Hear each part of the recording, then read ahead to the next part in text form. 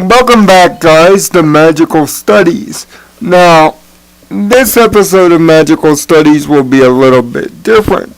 Instead of analyzing the themes of the episode, in which it's about future and about acceptance of one's gifts or talent, and the anxiety of finding that something special to do, something that all kids and especially adults on the college level can deal with, and especially creators like here on YouTube can have trouble finding that creative outlet to create whatever they want. Why? Because of the anxiousness of rejection or neglect, or it just not coming out as properly viewed by the person's head. Sometimes an idea can sometimes be bigger than one that you can put on paper. Trust me, there have been plenty of Code Equestria videos that I wish I could do on a much bigger scale for you guys. But the limitations of YouTube and copyright ID keep me away from doing those things, because I'd rather play it safe than be in a hole like Digibrony is, or Mysterious Mr. Ender, where I'm constantly fighting an uphill fight just to keep the channel on. Because God knows I've seen plenty of my friends with their creative endeavors shortchanged because of this. It's kind of similar to Boom's dilemma about a few of the nightmares therein that she follows in this episode. But the main trope that I wanted to spend a lot of time on is the quote-unquote Groundhog Day trope. You see, this episode uses the premise of repeating the same day. After all, it was a dream, but let's just call it what it is. Repeating the same day over and over again to show the different scenarios that could take place within Room's own mind, with each of her own anxieties playing out physically on screen. This isn't the first time this trope has been used. In fact, there have been many a thing that use this trope, from Looney Tunes to just about anything kids show related that you can name. This is an easy card to pull. Even a great show like Code Lyoko pulled this off in the season 2 episode A Great Day, using Xana taking over the time travel program that the heroes are world famous of using, causes the day to reset on 6 different occasions, each of those occasions going through the same events over and over, and the heroes having to rally to find out ways that make the day turn in their favor or act differently. But why do I call this the Groundhog Day trope? Well, it's because of the movie Groundhog Day, the Bill Murray classic in which a down-on-his-luck weatherman who acts like a jerk has to live the same day, which happens to be February 2nd, over and over and over again. Each time trying to change a small aspect of the day to make it go his way, but not everything going according to plan each time.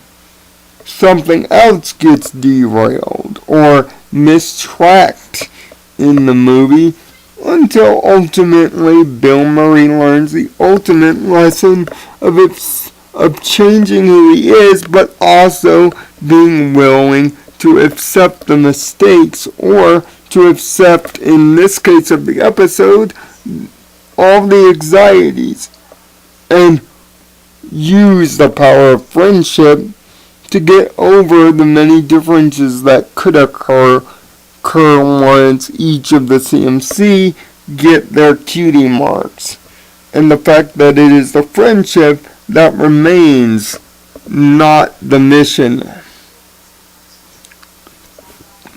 But similar in Groundhog Day, Bill Murray's character makes a big change in his attitude and big change in his life, but also accepting the mistakes that he's made previously. Having the ability to change our mistakes is something that always haunts us in our dreams and in our thought process. The ability to get that girl we missed out on because of one bad mistake. The ability to get that career choice that just seems just right for us, but ending up in the place that we need to be instead. All these things, especially trouble, yes, kids, but mostly this is a very adult moral and adult topic here. This is one thing that haunts a certain level of college or teenage age adults throughout their growing up, trying to find the right job or right college, or separating from friends, whether friendships remain over distance. Especially this is most evident in mostly the junior and senior years of high school, where this can become the source of many a discussion, as each member of your high school clique, as it were, sits there and debates what they're going to do with their futures once the graduation caps have been tossed. I, for one, know this experience in many ways. Shoot, my original dream before starting this channel was to be a WWE wrestling commentator. But realizing the over 320 days a year grind that is the WWE, and realizing my voice isn't exactly the best for commentary, although my knowledge base is what made me make the switch to sports radio. Something that was at the source of the creation of this channel. I wanted to create a place where discussion about sports originally could easily take place without the need of a degree, because quite frankly I didn't like college, could take place within relevance, and something easy that I could do with my mounds and mounds of spare time. The money never and never is an issue. Dreams and wants and desires sometimes can't change, but when the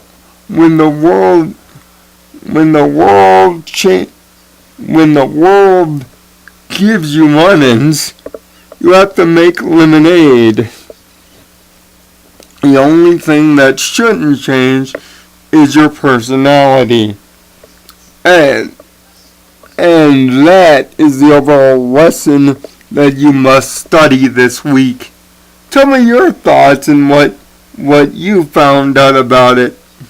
And did you see the quote-unquote reference to Twitter or to the Perisprites with the pony pesticizers machine, or the kind of fall back into well, Swarm of the Century? There's a lot of callbacks to old episodes here. I wonder if that's a trend. But we'll talk about it next week when we do the magical studies for Tanks for the Memories. Probably going to be another tearjerker. Find peace in your own nirvana, and see you on Friday for the friendship table.